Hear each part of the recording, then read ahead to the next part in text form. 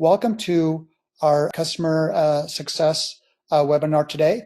The webinar is being hosted and sponsored by ResultsPositive and Worldwide Technology. So we appreciate your time today, but we have a special guest. I know everyone's here to hear from Ailin John from HMSA. She is the customer and kind of the leader in her organization to champion ServiceNow across the organization, across many different solutions.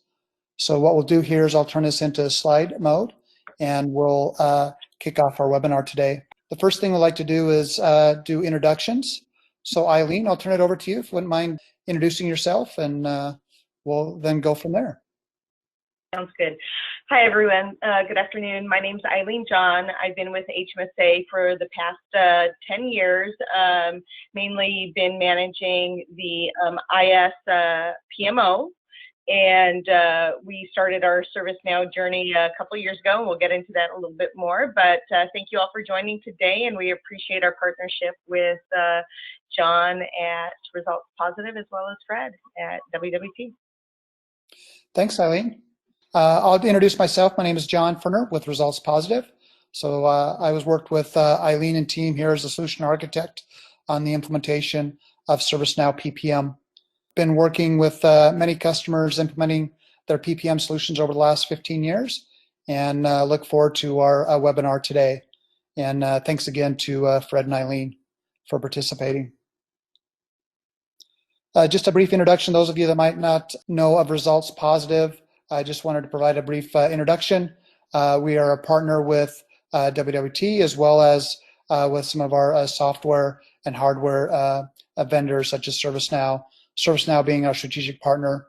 We specialize in helping customers get value out of their different software investments through our advisory services, through implementation, training, and managed services.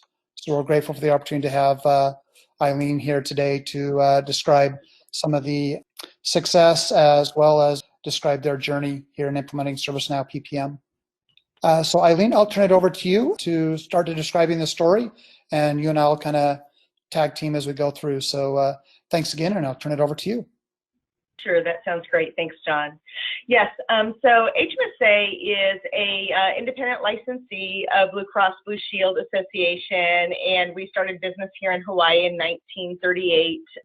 We are one of the leading healthcare providers in the islands, and we cover more than half of the population, the state's population.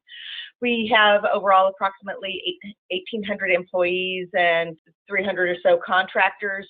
We also, in our IT department, which is where our PMO is based, is about 300 employees.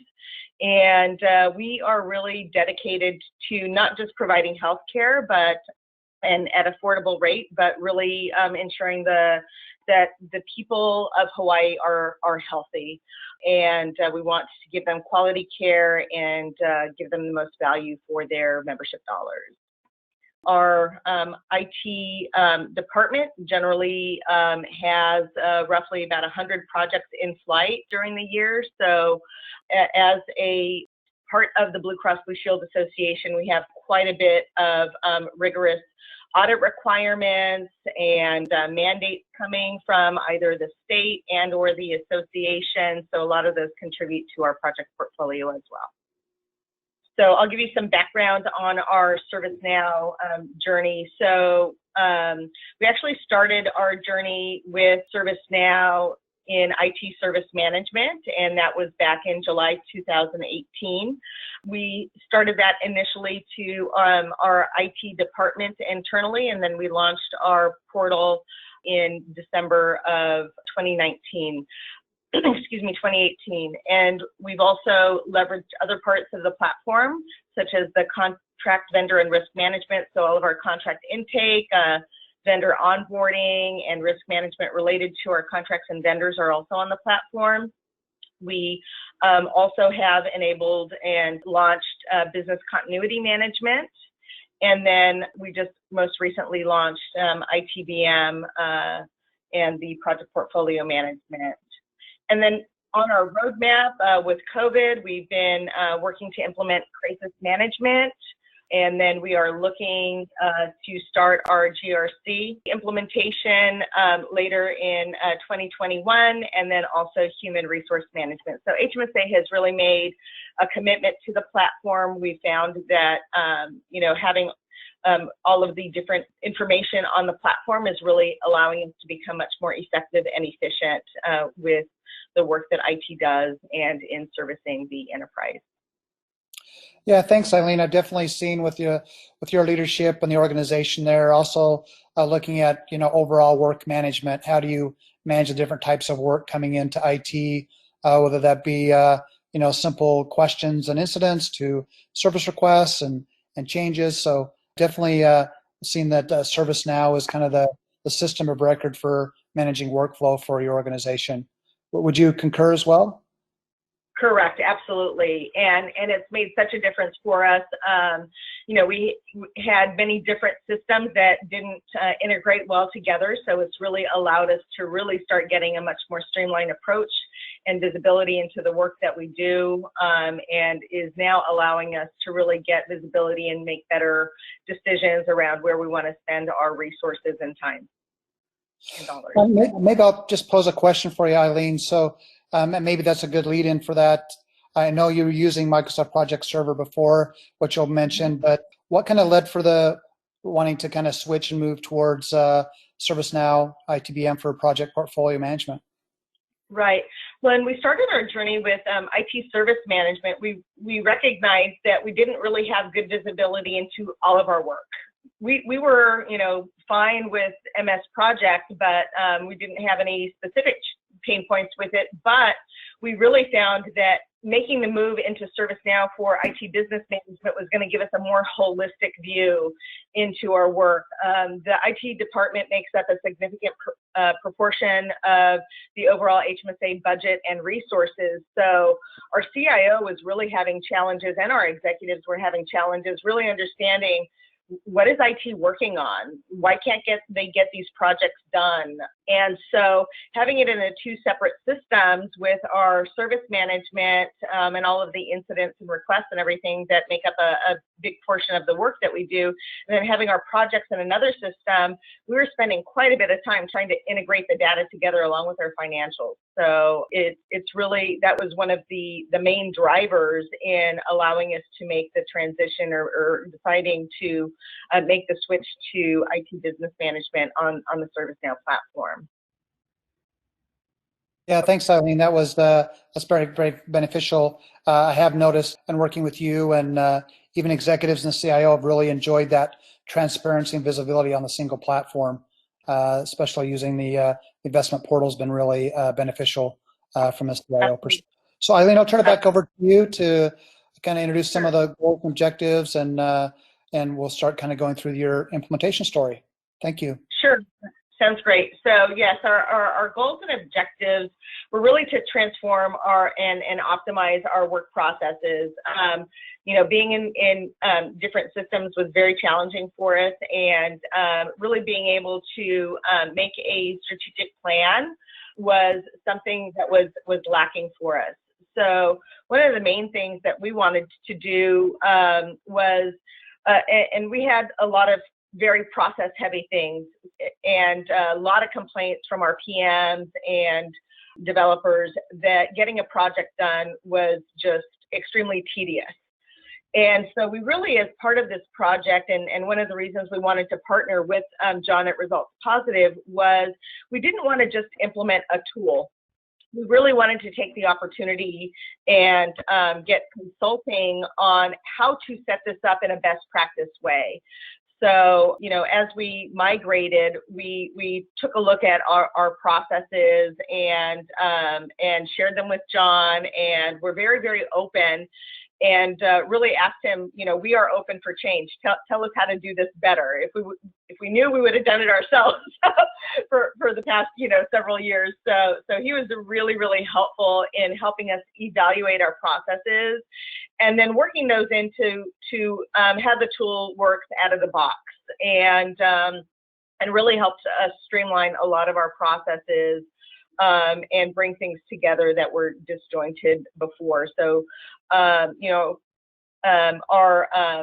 main objectives were to improve the process of project management through that single platform, and really being able to better scrutinize. Even our demands were in a different system. To even see those versus projects and seeing where things were at in the process was very, very challenging for us. So as we've got in the slide here, we actually replaced like 3 or 4 different systems. One, we had a what we called our work intake form, WIF for short. So that was replaced with demand, and then we did the focus on just really rolling this out for IT, and are planning on rolling this out to other business units within the organization through 2021, and then really being able to see broader than just our own IS demand, but seeing our enterprise-wide demand. A lot of the projects that we need to manage involve business resources. So seeing what they have on their plate in addition to what IT has on its plate is really going to enable us to make better decisions about which projects we have the bandwidth and budgets to take on. Thanks, Ailin. I know in some of our upfront conversations, because you guys recently had done the project server, I think a few years ago, and you had some lessons learned there from an organizational change perspective, which I think then kind of led to your overall approach here with ServiceNow. I know we'll be talking about the actual implementation timeline here in a minute, but just kind of curious on your experience here of going live with ServiceNow versus what you did with Project Server, and how that was better or different. Yes. The main benefit is the transparency.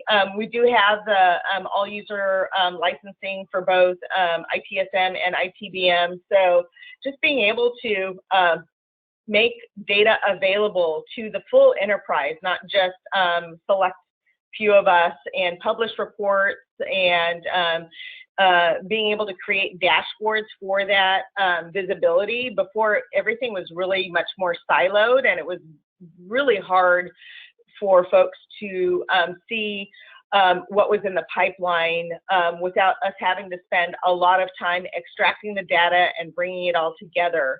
ServiceNow has really allowed us the ability to create a lot of reports and dashboards to share that information and allow folks to drill down into that information and get more details. So before, I would have things on an Excel spreadsheet that just really covered, you know, what the demand was, or what the project request was, and maybe the size and the short description. But with ServiceNow, you're able to actually drill down, and if you want to look at the business case, it's all there without me having to make a super busy report or anything like that. All of the information is there for users to drill down and get access to.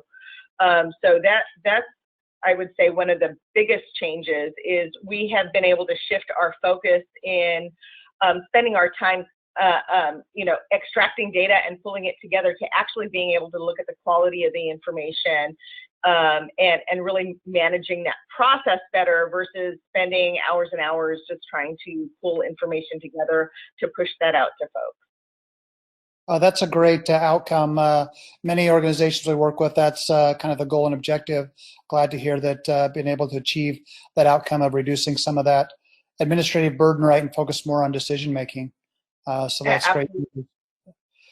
This picture here is kind of an overview of your overall solution today. Any key points you'd like to highlight here that have really driven value, and maybe even items that were requiring more change for the organization? Yeah, so really our CIO, he came in midstream and was really happy with this selection because he's actually now been able to take information that's in the portal and start talking to his peers at the C-level and at the executive suite and start talking about these different projects. And we have the financial information for him there as well. So we're really and also demonstrate and show how this project is aligned to our strategic objectives and paint pictures that they couldn't see before. very easily. So we've been able to put our cost plans in there, high-level resource estimates, and really start enabling us to scrutinize the work much more easily than we had been able to in the past. And it's been a much more collaborative process. So before, demands were pretty much a rubber stamp approval. Now they're really getting scrutinized, and we're really able to select what's getting into our project portfolio and where we're spending our funds and resources much better than we had before. And just having the ability to see all of this in one place, our issues, our risks, all of that related to the projects has just been a game changer for us. Anything in particular you want me to go into, John? No, yeah, just kind of curious on the key differentiations and the value that provided to the organization there. So I think, like you just mentioned, the investment portal and the visibility and such for the CIO and executives, I think is being a big a game changer. And then I think also just as you kind of alluded to, the consolidation of issues and risks and change requests and such, all on the same platform, all in the same solution, I think has provided value for project management. And I think I saw a question come through about how early we try and get a demand in. I ask folks the minute they really think that there's a potential for a project, get it in there. Because that just allows us to have that overall picture and see that demand pipeline and how that impacts maybe projects that we have in flight or resources that we have assigned. So, we really just encourage folks just to get things into that demand pipeline as soon as possible so we can have that visibility, especially right now we're in the middle of our 2021 budget planning and trying to finalize that, and making sure all of those demands are in there is extremely helpful for us to be able to make some of those longer term decisions for the coming year and even the year after that. So we have an understanding within the demand. You can set the time that you're anticipating it's going to start and end, and create Gantt charts so easily using the investment portal that you can really start seeing it. We've got it sliced by executive sponsors so they can see from their areas what is being requested. So they can try and maybe make some prioritization decisions based off of other things that they've got. And then obviously the ability to see everything as an aggregate for our senior officers and leadership has been, again, just hugely beneficial to us. Yeah, thanks, Ailin. So I think now we can kind of transition to your overall implementation journey. So I'll kind of turn it over to you for our first couple slides, and then I'll jump in on a couple slides as well. Okay, sounds good. And we really wanted to take a crawl, walk, run approach. I think one of our lessons learned from our project server implementation was, there's a huge aspect of organizational change management that comes along with the project management aspect. It really touches so many different areas, and we have in our organization about 30 different project managers. So we knew, and they had been using MS Project and Project Server for the past 15 years probably. So we knew it was going to be a big change for everybody, and so really just wanted to start out with some of the basics. So broke it out into phases: demand management, portfolio management, and then time management. So on that, it's what work is coming in, what's active in the portfolio, making sure that data is good, and then we really didn't focus on the full resource allocation management in our first phase. We just really wanted folks to start logging where they were spending their time, so we could have an understanding of that basic piece, and they were really foundational to starting the later phases of our project. So we wanted to start with just the very basics there and try and keep it as simple as we could for folks.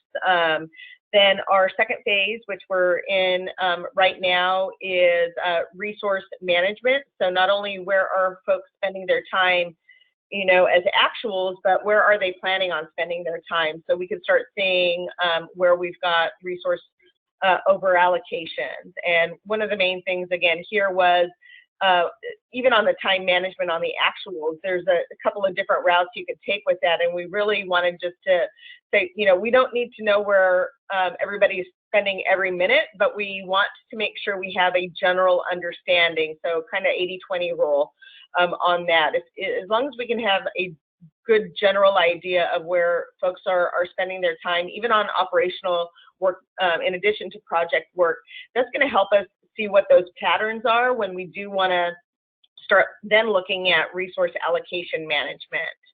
The other aspect was financial management. We've got a fairly significant portion of the overall HMSA budget. So being able to see not only our project budget, but we're also in the process of bringing our BAU operational, business as usual operational budgets into ServiceNow using ITBM. So we could see that whole picture, that holistic view of our spend. Where do we have, maintenance contracts that are taking a portion of our budget, in addition then to what net new expenses do we have on the project side, so we could see that whole picture. And then obviously, in addition to waterfall, we have a lot of teams that are working agile, and we were using a different system to manage that. So as part of phase, in our first phase, we really only tackled waterfall, and now as part of phase 2, we're getting more into transition to agile development. And then for phase 3, we've got other business units now that want to be able to track their time and track their projects and track their demands. So we're going to be rolling it out to other business units. And now we're also then in the process of fully decommissioning Project Server. We've got a cost savings in relation to that. And then with Project Server, we also had a lot of projects that had SharePoint sites. So we're going to be migrating those in. In some cases, they won't even need a SharePoint site anymore because what they've got in ServiceNow gives them all of the information that they need without having to go to an external site. So that's kind of our roadmap there. Thanks, Ailin. Mm-hmm. And so this is just kind of a summary. And again, one of the things that we were trying to do for folks was get them to learn kind of the vocabulary of ServiceNow and get them used to the terminology. So in Project Server, we referred to demands, as I said earlier, as a work intake form. So letting them understand that's now going to be known as a demand. So when you're seeing reports and you see things prefixed with a DMND, you know that that's a demand, and that means it's a request for a project. And then it was really bringing over, we had over 100 schedules in Project Server that we needed to migrate over. So we had to bring all of those over, and I can touch on that process more if anybody has any questions, but bringing those into ServiceNow project schedules. And then where we had been doing external, like email approvals, those now turned into ServiceNow workflows. So really trying to, again, get folks to understand kind of that dot walk of here's how you did it today and here's how you're going to do it tomorrow, and what that terminology was going to be. Yeah, thanks, Ailin. I know you guys made a big focus on the organizational change, which I think helped with the adoption and usage up front. So thanks for sharing that example.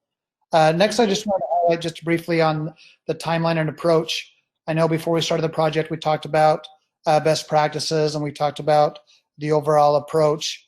And what we kind of experienced as we were getting ready to complete the initial user acceptance testing and some of the initial systems that we were configuring and setting up, that the organization had a lot of priority changes, and as well as this whole demand management was a big change process for the organization. So we know then we allowed to be able to put things on hold. I know you guys initiated putting things on hold, and then we were able to pick up after that and go through a pilot process so that just have a small number, start using it, get some feedback before the actual rollout.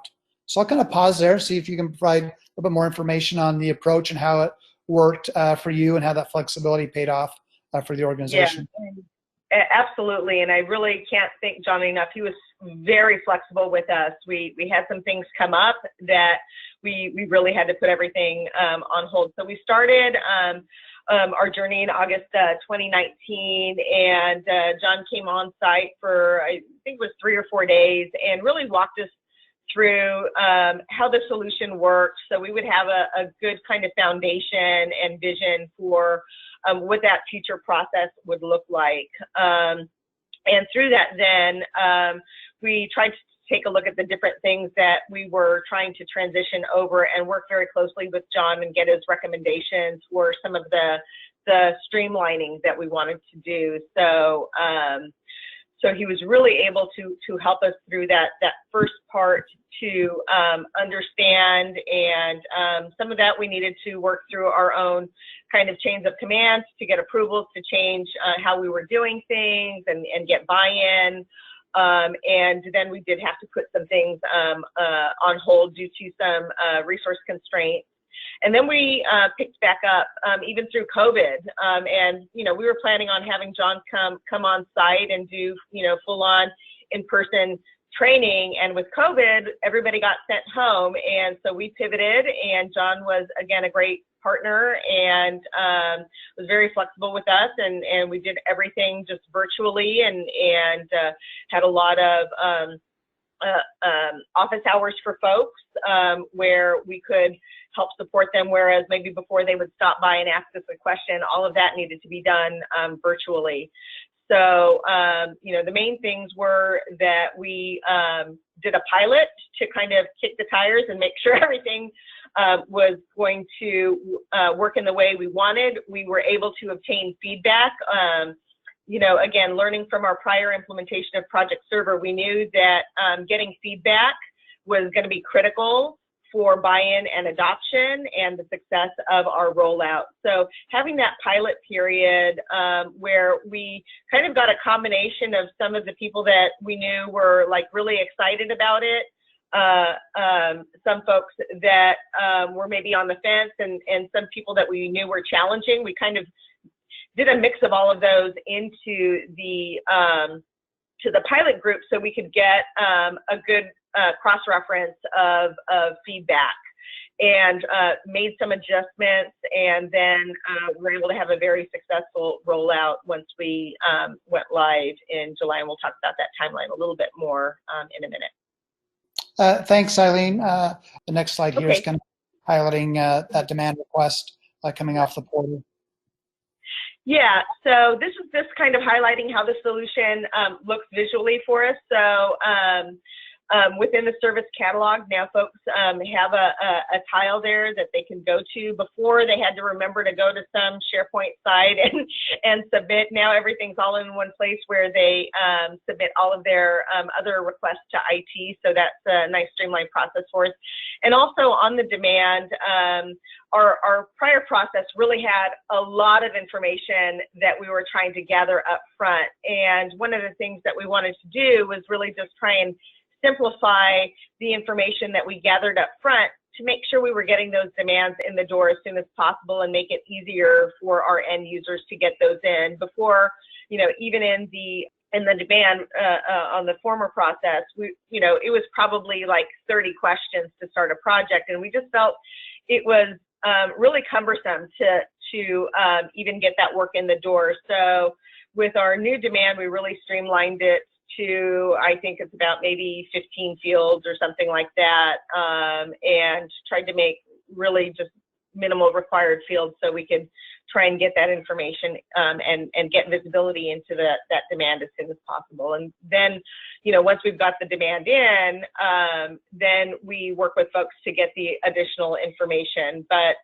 in some cases it's a very large project, and some it's small. So we're trying just to really get that minimum information so we could get going with them from the portal. How was the feedback from the end users? Did they like having the ability to submit it on the same portal they were going to for other requests versus having to go into your other system? Absolutely. And one thing that we now had that they didn't have what before was really they could kind of track the progress of that. So once they submitted it, they could see, you know, which stages it was in, if it was waiting for approval. They were able to now see that status from the portal, and that was visibility they didn't have before. So the feedback has been extremely positive so far. Okay, great. Here, I think you wanted to talk briefly about the approvals, I think. Oh, sure. Yeah. So another thing on our demands before, every single project request, even if it was for a small, like, you know, maybe 160-hour project, everything had to go up to the person's department head and then SVP, every single request. And we just felt that was extremely heavy. And so one of the things that we changed in this process was, and another part was, you know,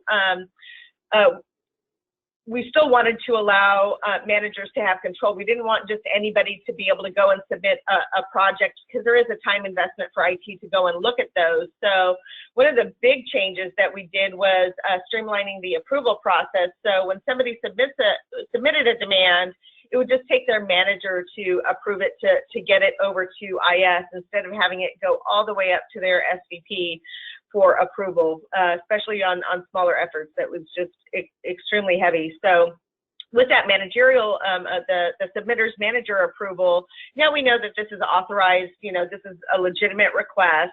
And then depending on the size of the project, we will involve getting, you know, other higher level, either department head or senior level officer approvals.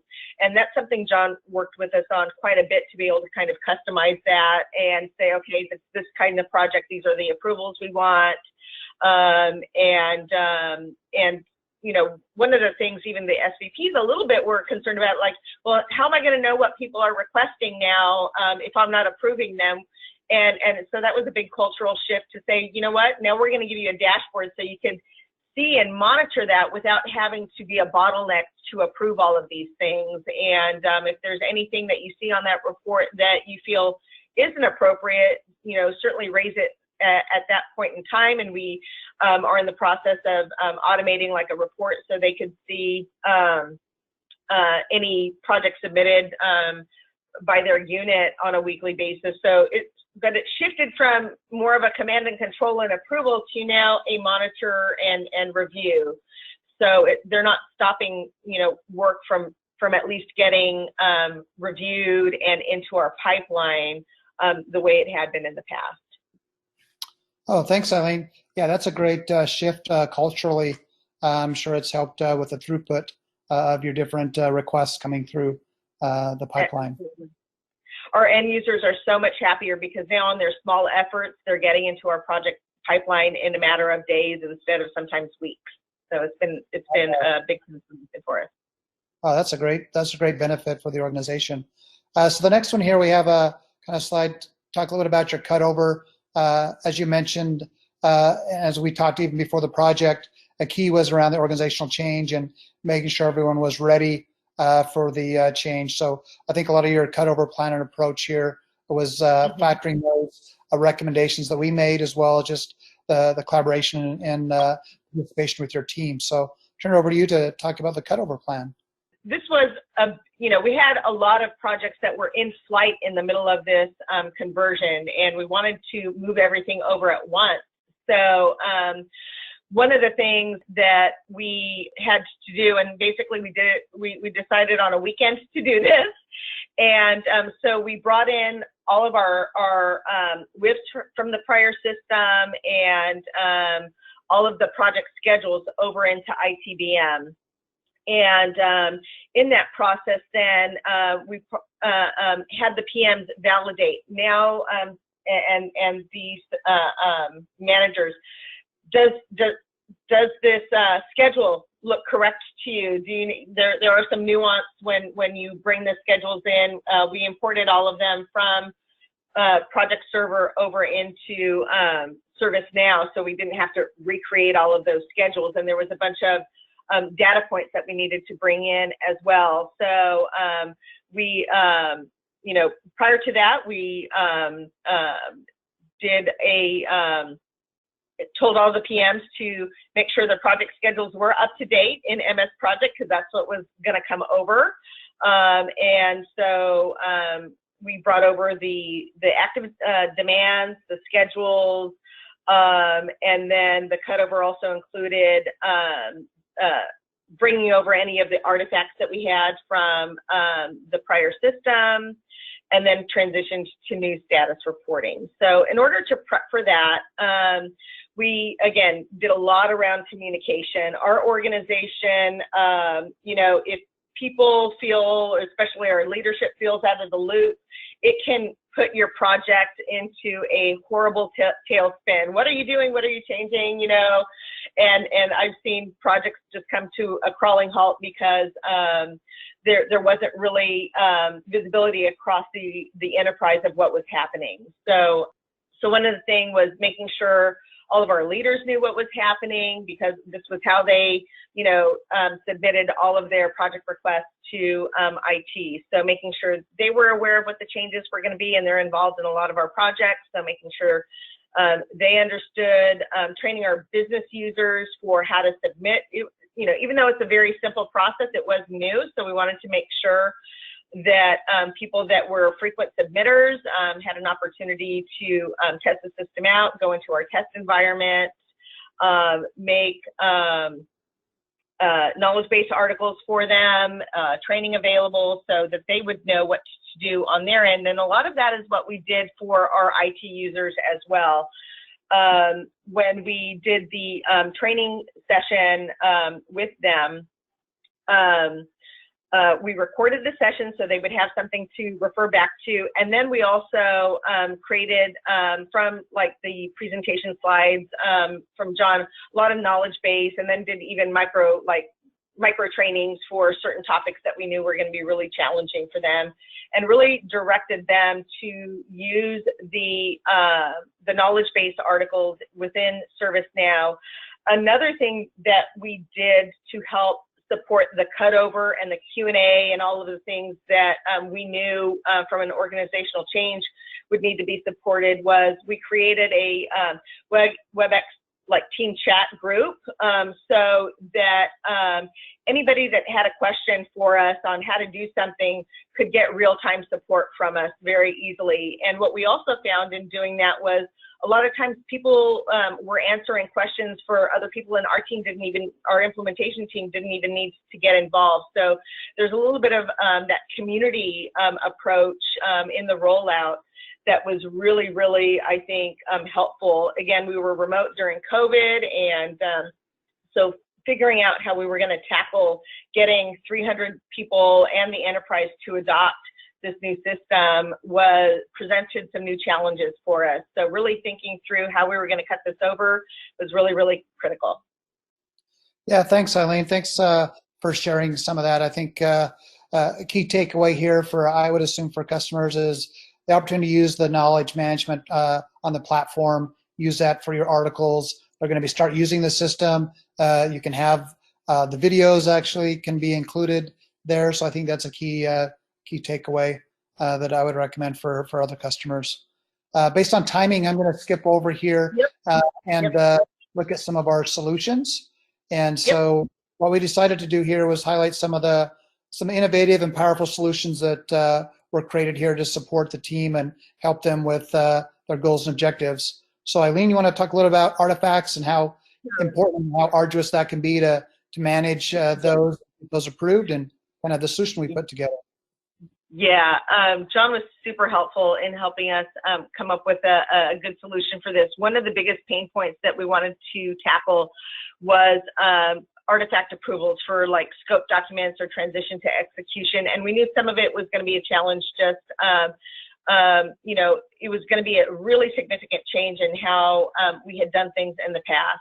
So, and we knew from our prior implementation that people didn't want to re-enter data.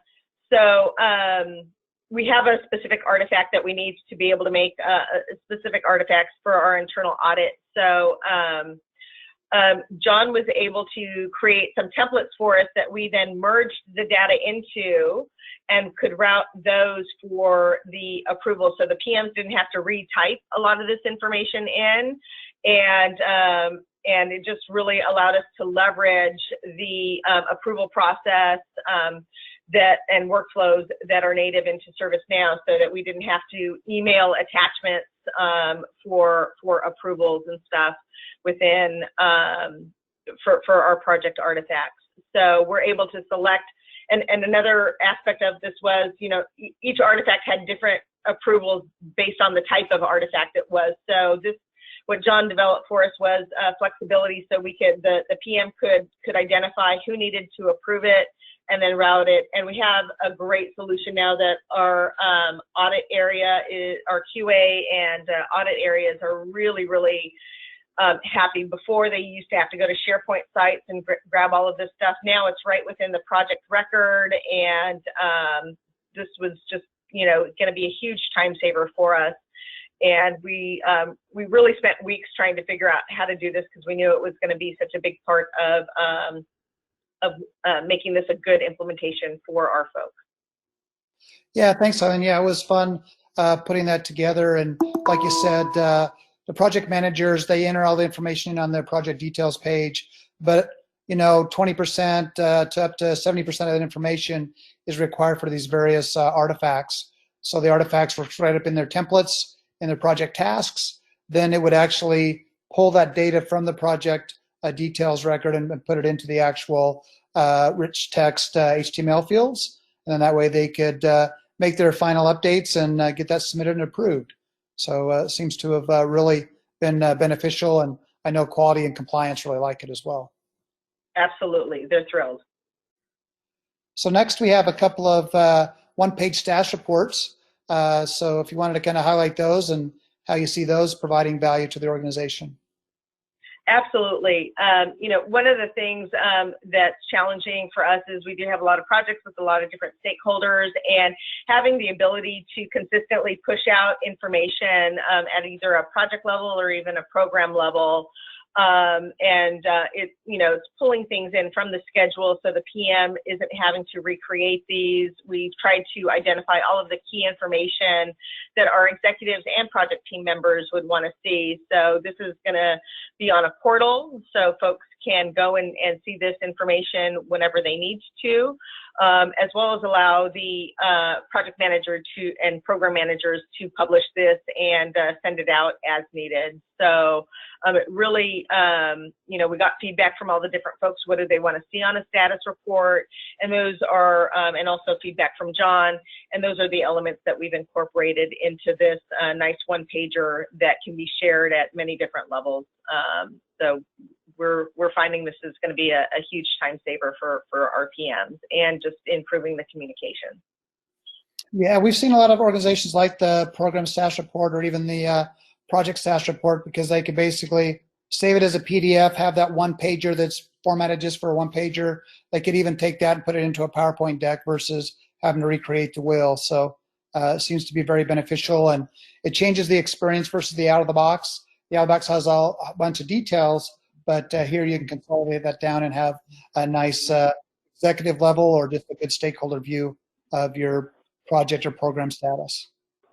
The other thing here you can kind of track is the actual history here. So that's something that's out of the box, but now it's kind of in a different layout and format. So that's been really successful for customers. It's another kind of a wow factor when you do the implementation. The stakeholders can have some improved reporting, as well as just that consistent reporting across all projects. Yes, and that's another one that there was always a request to have that ability to see how the project was trending over time, and we never had an automated way of doing it. So I was so excited when ServiceNow had that, and that you were able to incorporate that into the status report, because people really want to see what that trend is. Yeah, it was really powerful. And for myself as a project manager, I think a healthy project is you meet the goals and objectives at the end of the project. You might have to go through stages of yellow and red and maybe even amber, but that's to make sure we have the right focus, right, so that we can achieve the goals and objectives. So it's a good way to kind of leverage those health indicators. And I don't know, Ailin, but I think this is kind of more of a personal aside, but I think you guys really like the little flyers we have for the issues. Yeah, we do. So we typically get good feedback from customers on that. So kind of a Yes, side note. we absolutely do. And it's really helpful just to see what those key issues are and key risks. We're a very risk-based organization, so being able to include those in a brief one-pager has just been really, really nice. Next here, Ailin, I know you're using the investment portal for a lot of the visibility with executives, but I think you're also using the PMO dashboard, and you made some changes to that as well. Anything you'd like to highlight there? Yes. So our CIO has been so excited with this data, and he even set up a separate chat for me just to do requests for different reports and widgets that he wanted to see on here. But we've got not just the high levels of which executives have projects, so he can have those types of conversations. But as you can see on the top, there's some different tabs too. So we've got ability for him to see our actual time spent on different projects, so he can see where his folks are spending their time.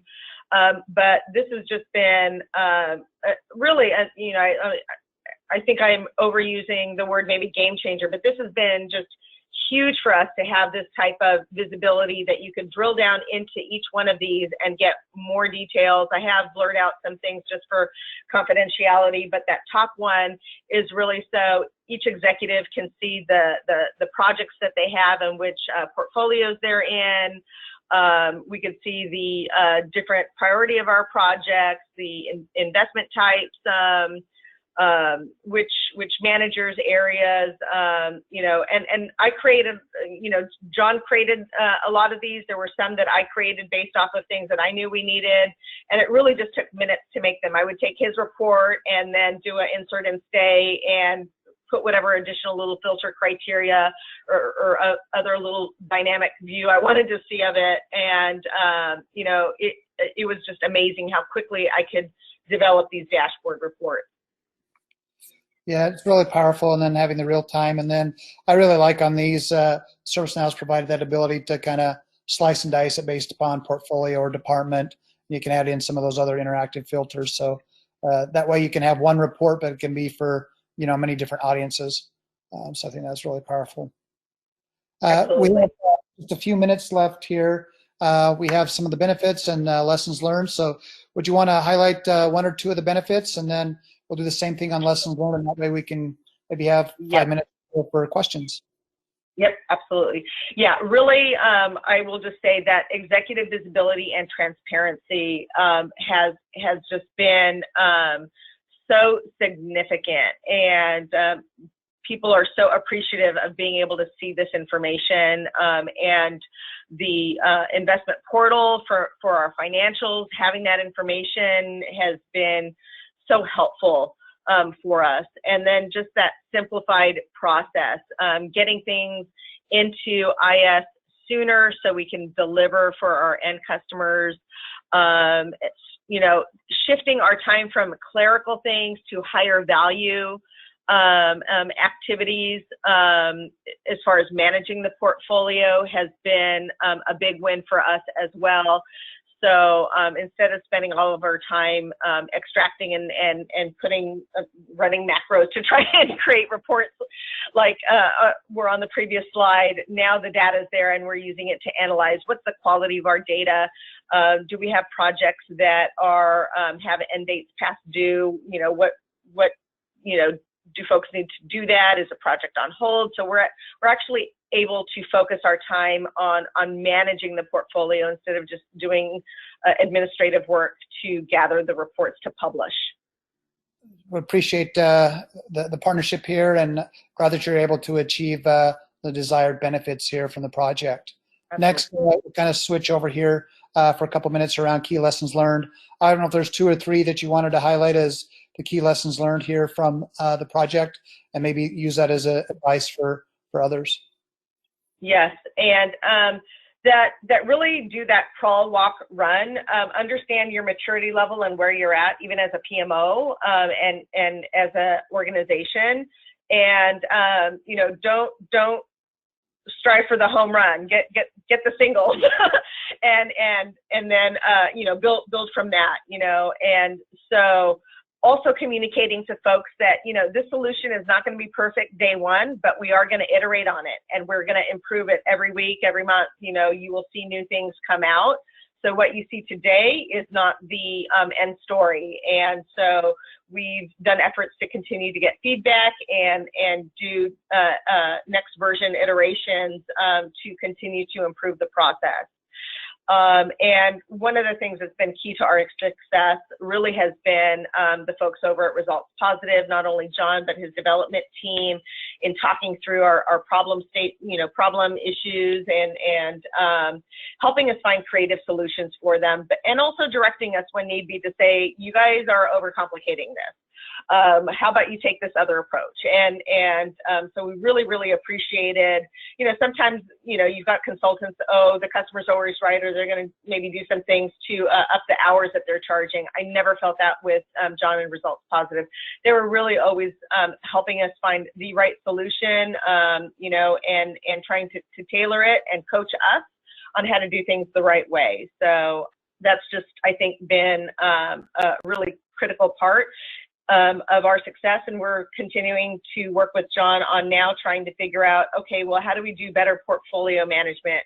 How do we integrate this better across the organization to get organization buy-in and review of what's in the portfolio? Yeah, thanks, Ailin. Appreciate you sharing the lessons learned there and what led to your success. A couple things I just wanted to highlight. We typically share these as part of kickoffs for PPM implementation, and just a couple things here that kind of align very closely with Ailin's experience. This whole idea of crawl, walk, run, keeping it simple, focus on the 80-20 rule, but really focus on the 20%. Right? Try to keep it simple and then mature and scale over time. That's really key for success. Also, really this whole idea of strong leadership reinforcement. So making sure leadership has an opportunity to actually use the dashboards, use the portal. That's going to ensure the organization puts the data in and the data is accurate. So those would be the top two items from an overall critical success factor. Item number one, obviously, is something you can't overlook, just with making sure we understand the goals, making sure that we look for ways to track and actually deliver on the desired outcomes and business benefits. So we like to follow these implementation success factors. So we'd like to open it up now for a roundtable discussion. Yep, I do see a few in the chat window here that I'll try and cover. I tried to do some of them. As far as number of demands that we get on a yearly basis, probably around 120, 140 or so demands on an annual basis. And how do we get the demand estimates? And so we have our demand managers review and size the efforts, and then via the investment portal, we've got reports developed for them so they can go and look at that information. We are in the process of trying to develop a more structured approach to getting review of our demand estimates and presenting those to stakeholders. But the ITBM has a place to store all of the business case and cost information. So we're just pulling that information from the demand record itself and the resource plans to see who's involved in delivery of the project.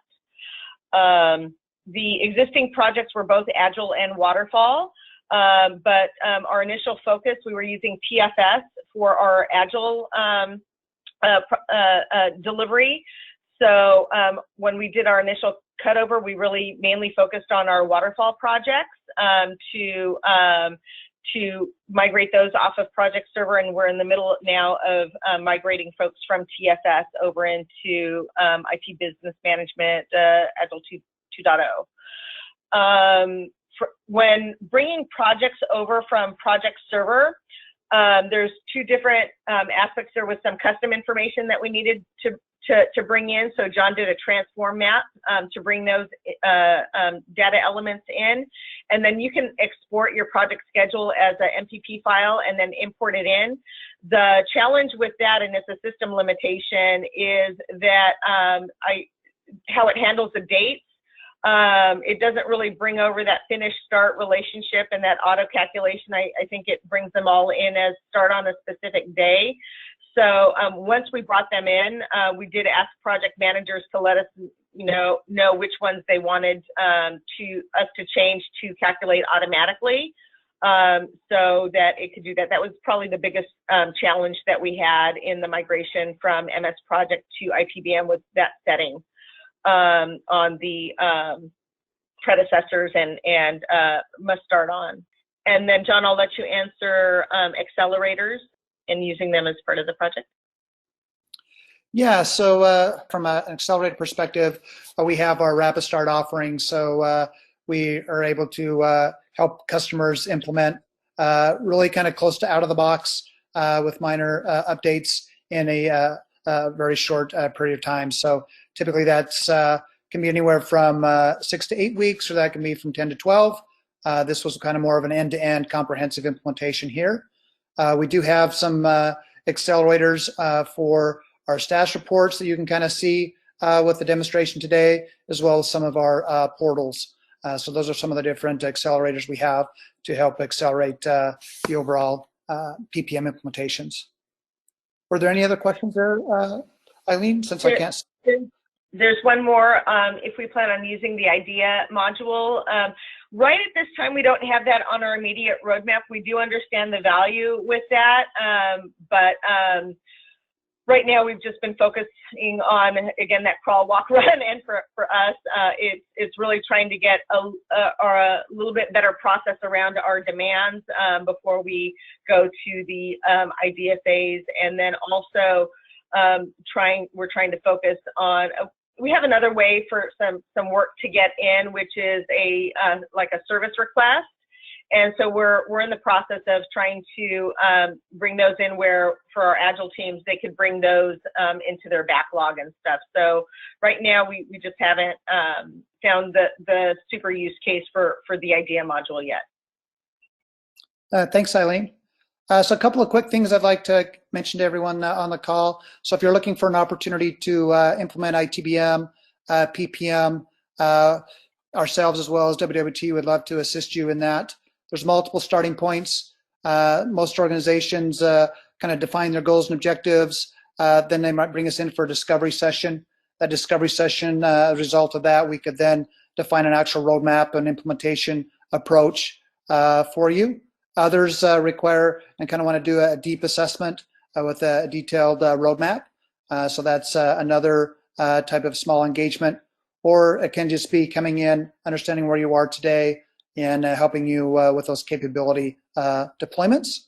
So multiple starting points that we can assist you with depending on where you are today. In terms of what's next here after the session today, definitely can schedule that discovery workshop. We can assist you with that, so contact Fred or myself. We do have our different implementation offerings, as I highlighted earlier. So we have our Rapid Start offerings, or the comprehensive programs like we reviewed today. Some organizations are trying to do things internally on the configuration side. So as you heard today, it'd be really advantageous to get access to some advisory and guided setup services to help guide your implementation, as well as we assist customers with overall ongoing and managed services as well. And then last but not least, we do have our online training sessions. So those are public sessions. We can also do those just for a specific customer. So those are around some of the topic areas around end-to-end PPM for demand and project management, resource management. We actually even have workshops where you can actually come in and actually develop and draft your own workshop at the end of a 4-hour session. So those are some other options that you can take advantage of in terms of what's next. I'd just like to take a second here and thank Ailin so much for spending the time on the project, but also spending the time today to talk about her journey and the results and outcomes that her and her team have been able to accomplish. So thanks again, Ailin. We truly value your time and participation today. Oh, my pleasure to participate, and wish anybody that's starting this journey lots of luck. And definitely you've got a great partner in working with ResultsPositive and WWT on that journey. So we're really, really happy so far, and just look forward to continuing our journey.